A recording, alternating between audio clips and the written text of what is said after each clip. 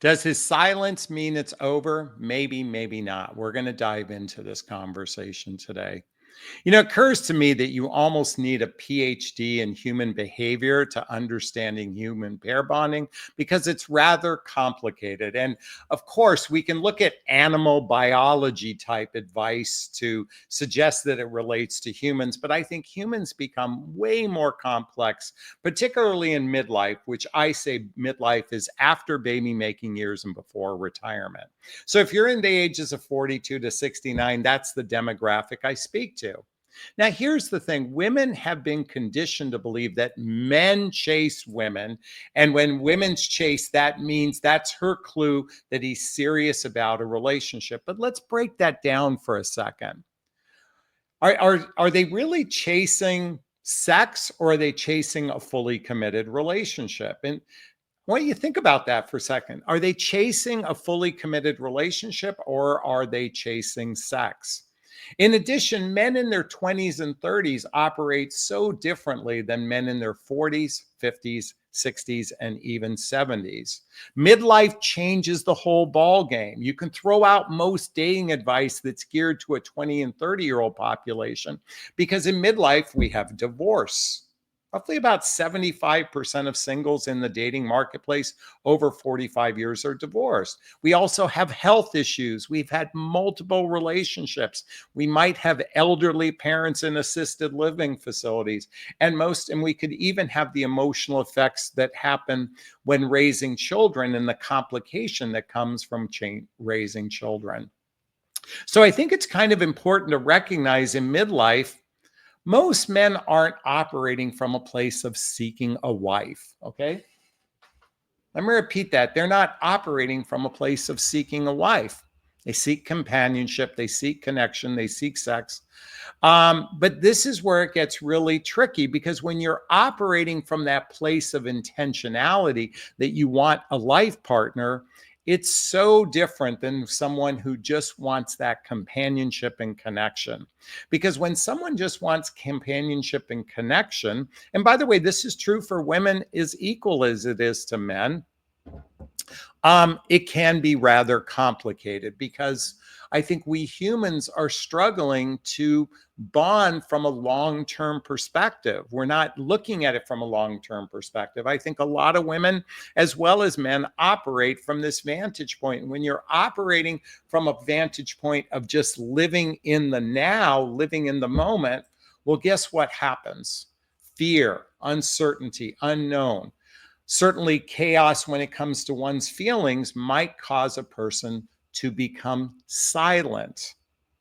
Yeah, that's right. Fear of the unknown, fear of their or complications from past relationships, and certainly even our fantasy of the way relationships can be has created a lot of turmoil for men and women alike. I think in this chaos, we find ourselves deer in the headlights. And when a person is in the deer in the headlights phase, they don't know how to operate. I think men as well as women struggle to really identify what are they feeling on the inside when it comes to a partnership based relationship. You see, humans come to the world, I mean, not come to the world, but when an adult comes to the world in their full sovereignty, actually partnering with another person requires making compromises. It might require making sacrifices. And this is where it gets tricky for midlife folks because oftentimes they felt like in their past relationships, they made sacrifices, they made compromises. And so they enter into uh, relationships at an older age going, I don't want to compromise, I don't want to settle. But you see, the challenge is they're not operating from their full sovereignty as a person because the real joy and benefit in relationship goes beyond that companionship, that connection and sex. It's about leaning with your heart, leaning with love, being of service to another person. But when we're operating from this myopic place, what happens is people get stuck in fear, the unknown, uncertainty, and then oftentimes they become silent because they haven't identified what might be going on inside of them within the relationship. Maybe you have a difference in relationship. Maybe one person likes to do one thing and another person likes to do another thing. And they're having conflict in that moment. They're having a difference. And I don't need to spell out what they are, but I want you to recognize when a couple has differences, real differences might be. I was watching a John Gottman video, and they were illustrating how she doesn't like her partner wearing an iPhone watch. Okay, now this was an obscure thing, probably something that you go is trivial, but she was upset that he's wearing it, and he's sharing that he's wearing it because he needs it for his health. Again, this is a trivial type of example, but this were two people that came to the table with differences. Now, what ends up happening is when we operate from a place of we agree to disagree, well, oftentimes when you have differences, you're in a state of tolerance. Now, the problem with tolerance is when you're in a state of tolerance, there's going to be resentment that comes up. So when two people have differences, it's important to understand the other person's point of view. It was important for him to have her understand that I need this for my safety. And I don't know what she was complaining about in this particular case. Again, this was a cute little video to demonstrate differences, but to understand why this might be important to her. I think it's important, if you want to come at it from a place of love, come at it from a place of understanding. Now, maybe when you come to a place of understanding, and maybe you need to take a little time apart to recognize this, and I don't mean days and weeks, I just mean maybe a short period of time, is to look at and understand the acceptance of what your partner may be going through. I think when it comes to acceptance is to recognize that we are all operating to some degree with past hurts, from past relationships, fears that may stem from our childhood, from abandonment or anxiety that may come up. And also the other challenge we have is we've operated, at least here in the United States, from a fantasy perspective of what a relationship should look like. We operate from a place of fantasy. And because of fantasy, because of past hurts, because of fears, we oftentimes become afraid to speak up when there's a difference.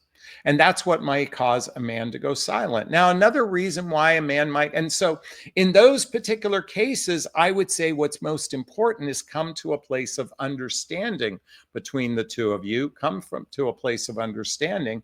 And when you come from a place of understanding and acceptance, it may not mean that this is the end of a relationship. Now, there's another reason why men go silent. And this is something you have to ask yourself. Is his life in chaos or is it thriving? When a man's life is in chaos, oftentimes the ground underneath them doesn't feel solid to be in a significant relationship. If a man's life doesn't feel solid underneath him, it's going to make it very difficult for him to lean into a serious relationship, to lean into a level of commitment that you may be desirous of in relationship. So if a man's life is in somewhat chaos, somewhat turmoil, there's uncertainty, maybe he's going through a divorce, maybe he has issues going on in his professional life, his silence might mean that he is not capable of going much deeper into a relationship, but beyond companionship, connection, and sex. So I'm bringing all this up because I want everyone to ask themselves, are you looking for a partnership-based relationship or are you looking for a surface level relationship? I know dating is designed to be attraction, entertainment, romance, and physical connection. But ultimately, aren't you doing this for an end goal? Don't you want a partner in your life? If you do, then I invite everyone to start asking radically honest questions early on. Now, I know that might seem like, Jonathan, I'm not supposed to interview someone on a date. I disagree with that. The dating process is an interview process. It's not about having fun. It's about asking, are we on the same page on things? Yeah, it doesn't mean you can't do this in a fun, lively way, but that's the whole purpose of dating. If two people met through a dating app, you can say to yourselves, hey, look, I don't know if you're like me, but I don't want to date. I don't want to waste time in the dating process. Do you mind if we ask each other some serious questions just to see if we're on the same page, if we're on a fit for one another? Because if we are on the same page and chemistry can, if we have attraction for one another, it can ignite this relationship. I think it's important to know, what are your must-haves for you individually? What is most important to you to determine, is this person serious about wanting a serious relationship, or are they just seeking that companionship, connection, and sex? When a person is operating from a place of uncertainty, chaos, fear, they're going to freeze up. They're going to become silent, or worse, they're even going to pull away from you through that silence. It's because you should, from the very beginning of the dating process, you should talk about, how did we get here? Look at it from, how did we get here? What's our past? How did we get to where we're at? And then examine the present. Where are we? Look at the present from this dating experience. But more importantly, where do we want to go? Where do we want to go from this experience?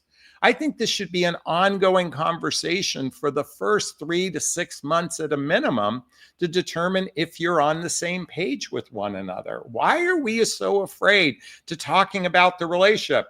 But Jonathan, it may scare a guy off. By the way, it's 11:11 on the video clock.